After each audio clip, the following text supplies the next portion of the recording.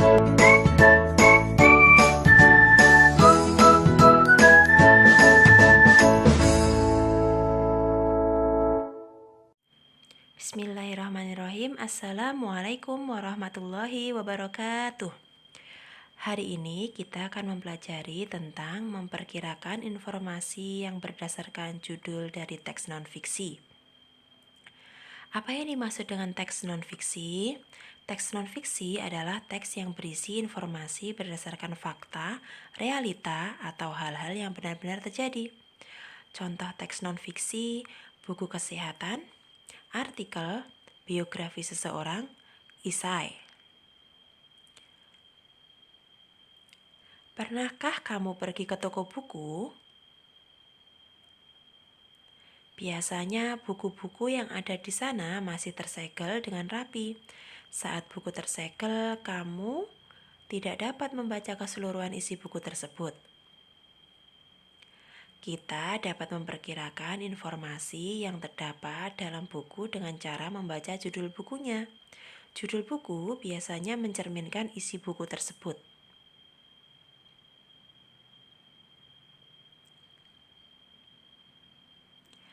Sama seperti dengan buku, sebuah teks non-fiksi, baik dari media cetak atau media elektronik, juga dapat kita perkirakan isi informasinya.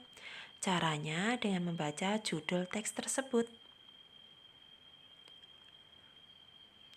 Perhatikan judul berikut. Judulnya, Pola Hidup Sehat. Dapatkah kamu memperkirakan informasi dari judul tersebut?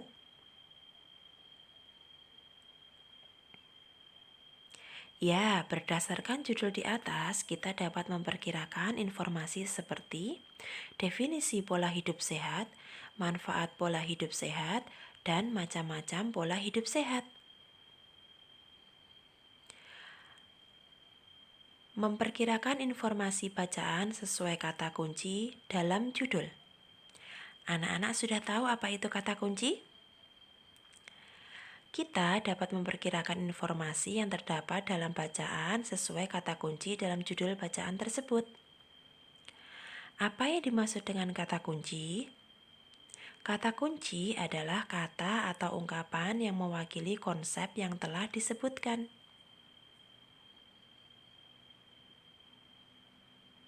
Perhatikan contoh judul bacaan berikut. Bahaya jajanan tidak sehat di sekitar sekolah. Kata kuncinya, bahaya jajan tidak sehat.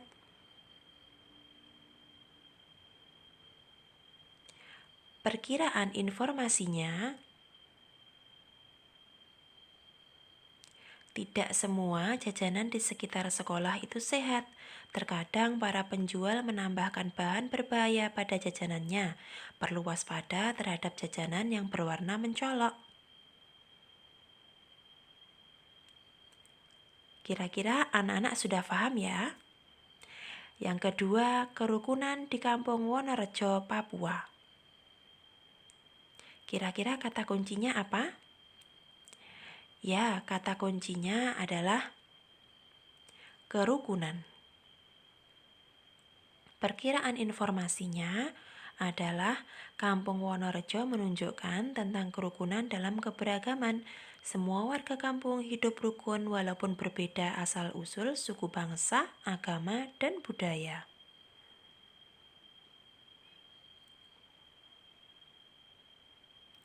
Sekarang kita menggali informasi setelah membaca teks non-fiksi. Bagaimana caranya? Informasi juga dapat digali dengan cara menjawab pertanyaan-pertanyaan yang diberikan. Agar dapat menjawab pertanyaan yang diberikan, kamu dapat melakukan hal-hal berikut. 1. Membaca keseluruhan teks dengan seksama. 2. Mencatat tiap informasi penting dalam teks. 3. Membaca setiap soal yang diberikan dengan teliti. Yang keempat, mencari jawaban-jawaban yang sesuai dari teks yang sudah dibaca. Sekarang menentukan kalimat utama dan gagasan utama dalam setiap paragraf. Tentunya pada tema yang terdahulu kalian sudah mengetahui apa itu kalimat utama, gagasan utama. Tapi kita akan coba ulang ya. Apa itu kalimat utama? Dan apa itu gagasan utama? Yang dimaksud dengan gagasan utama itu adalah suatu gagasan atau ide yang dibahas dalam sebuah paragraf. Gagasan utama disebut juga gagasan pokok, pikiran utama, pokok pembicaraan, atau pokok pikiran. Perlu kamu ketahui, dalam setiap paragraf informasi yang disajikan, teks non-fiksi terdapat gagasan utama, baik tersurat maupun tersirat.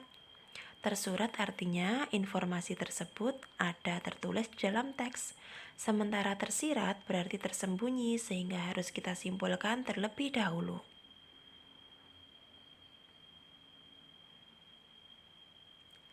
Lalu bagaimana dengan gagasan utama? Masih ingat? Gagasan utama dapat diketahui dengan dua cara. Membaca teks dengan cermat lalu menjawab pertanyaan apa yang dibahas pada teks.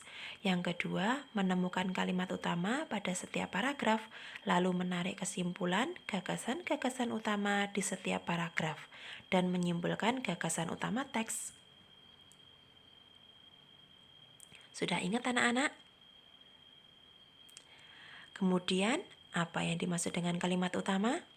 Kalimat utama adalah kalimat yang bersifat umum dan mengandung gagasan utama.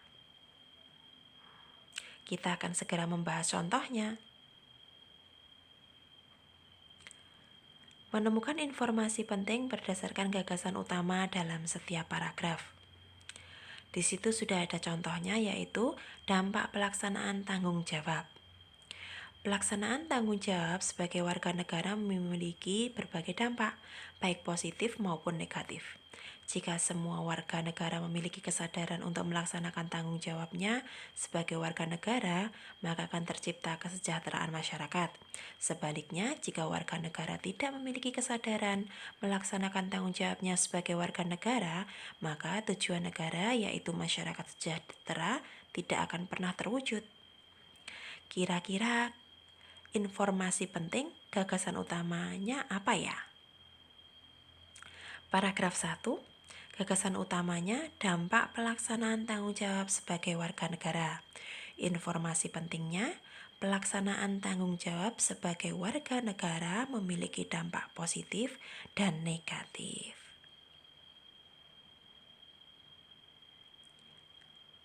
Sampai sini anak-anak paham ya?